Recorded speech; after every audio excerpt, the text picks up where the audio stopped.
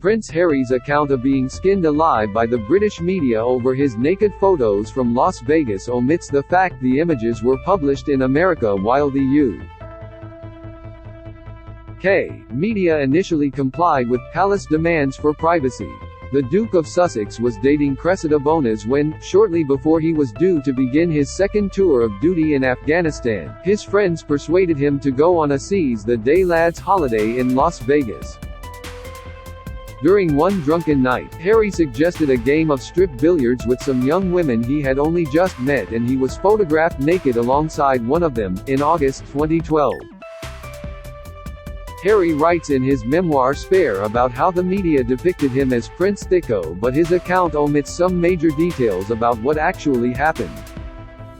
What Harry says in Spare about naked photos Spare reads, "Around 2 a.m. we went back to our suite. My mates invited 4 or 5 women who worked at the hotel to join us, along with 2 women they'd met at the blackjack tables. Harry began playing billiards with his bodyguards. Of this, he recalled, then I noticed the blackjack girls hovering. They looked dodgy, but when they asked if they could play I didn't want to be rude. Everyone took turns, and no one was very good. I suggested we up the stakes. How about a game of strip pool? Harry initially thought it was harmless, silly, until one of the girls sold the pictures, which rapidly spread across the internet. My sense of guilt and shame made it hard at moments to draw a clean breath, Harry wrote. Meanwhile, the papers back home had already begun skinning me alive. The return of Hooray Harry. Prince Thicko strikes again. I thought of Cressida Bonas reading the stories. I thought of my superiors in the army. Who would give me the heave-ho first? It is not clear whether Harry intended readers to interpret the phrases "The Return of Hooray Harry" and "Prince Thicko Strikes Again" as actual headlines or simply Harry's recollection of the tone of coverage. Either way, the debate in Britain at the time was far more complicated than Harry lets on in his book. How UK media reported Harry's Las Vegas naked photos. The pictures were offered for sale to Britain's biggest national newspapers on the evening on August 21, but the UK media initially deemed them unpublishable on the grounds of Harry's privacy, and instead they were published on TMZ's website in America. A public debate in the UK media then ensued over whether British newspapers could also publish them, as the images were already spread across the internet and social media. Ultimately, it was 2 days later on August 24 that a British newspaper followed America's lead, though the Sun's justification for running the pictures is difficult to marry with Harry's account of the UK reaction. David Deansmore, the paper's managing editor at the time, said in a video on the tabloid's website, "We've thought long and hard about this. The Sun is a responsible paper and it works closely with the royal family. We take heed of their wishes. We're also big fans of Prince Harry. He does a huge amount of work for this country and for the military and for the image of both of those institutions. We are not against him letting his hair down once in a while. For us this is about the freedom of the press. This is about the ludicrous situation where a picture can be seen by hundreds of millions of people around the world on the internet, but can't be seen in the nation's favorite paper read by 8 million people every day." For any who may doubt Deansmore's account, a story in The Sun on August 23, 2012, read, "Perfect gent Prince Harry hugged a naked blonde from behind to protect her modesty," a witness at his wild party in a Las Vegas hotel told The Sun last night. There was certainly criticism of Harry too, for example from the Daily Mail, whose front page headline read, "Palace Fury at Harry Naked Photos." And then Daily Telegraph columnist Peter Oborne wrote, "What was Prince Harry thinking of? He's not a gormless 19-year-old boy anymore. He's a grown-up man, a 27-year-old army officer who also happens to be third in line to the throne." It was a stone-cold certainty that photographs would appear once the holidaying prince concluded that it would be fun to take his clothes off in a Las Vegas hotel room, along with some like-minded young women had apparently met a few minutes earlier. Another headline in the Telegraph, though, read, "Prince Harry should NT worry, every young person has an embarrassing photo somewhere on the internet."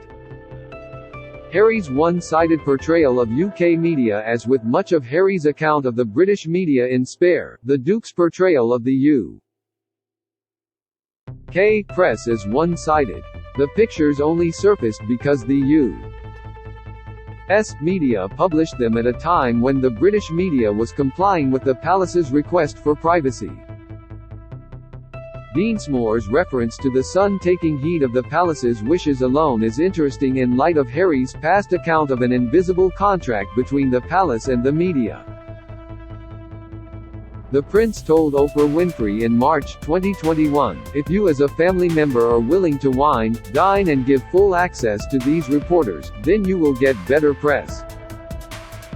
However, he has not acknowledged specific ways the palace relationship with the media has benefited him at points, and this could be viewed as one of those times.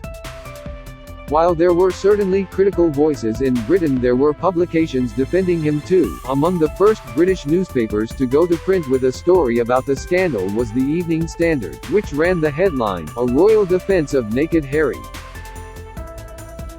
In fact, UK pollster YouGov conducted focus groups on whether the public were most concerned about the photos as a breach of royal security or because of how they reflected on Harry's royal status, or neither. The research concluded that people were most concerned about the security breach and least concerned about damage to his reputation as a royal. One respondent, named only as Paul, from Woking, was typical of the responses published, when he observed, "He is a young man enjoying himself, it's not his fault he was born into royalty, and who has the right to tell him what he should and shouldn't do?" Reasons for differing UK and US media responses. While there is some validity in Harry presenting an account of how it felt to experience the PR crisis he endured in 2012, there is no way based on the material in the book alone for a reader to gain a rounded impression of what actually took place. Even just to have mentioned the role of US tabloid TMZ would have helped his readers to understand the way newspapers reacted. Harry's account in Spare describes the royals forgiving him, his army superiors being nonplussed and fellow soldiers posing for their own naked pictures in solidarity. Bonas, Harry writes, reached the conclusion he was a dummy, not a debaucher, but the British papers, even knowing I was off to war, continued to vent and fume as if I'd committed a capital offense. By contrast, a CNN headline at the time read, "Nude Harry Photos, How UK Tabloids Lost Their Sting," and offers another interesting explanation for the different responses on each side of the Atlantic. Written by UK royal correspondent Robert Jobson, it read, "The party-loving grandson of Queen Elizabeth II has been exposed again, this time naked, playing strip billiards flanked by an equally naked girl." But what makes this story interesting, and not just gratuitous tittle-tattle, is the initial reluctance of the British press to even report the story in print or on their online digital media. It seems patently absurd to me that millions around the world can view the photographs online, yet no British newspaper would touch them.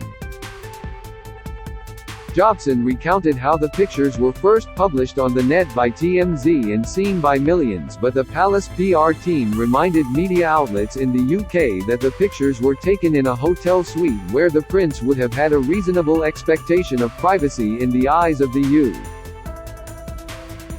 UK press regulator. This was a sharp move, he continued, given that every editor in this land would know that Clause 3 of the Press Complaints Commission (PCC) Editor's Code of Practice states, "It is unacceptable to photograph individuals in private places without their consent." To publish in a UK tabloid then would be a clear breach. But the newspapers have been left impotent by this move. They have again been scooped by the digital media. Not least of all, Harry may want to give genuine thought to the reality that the American press has no equivalent to the PCC, meaning there was no regulator for the palace to complain to about TMZ.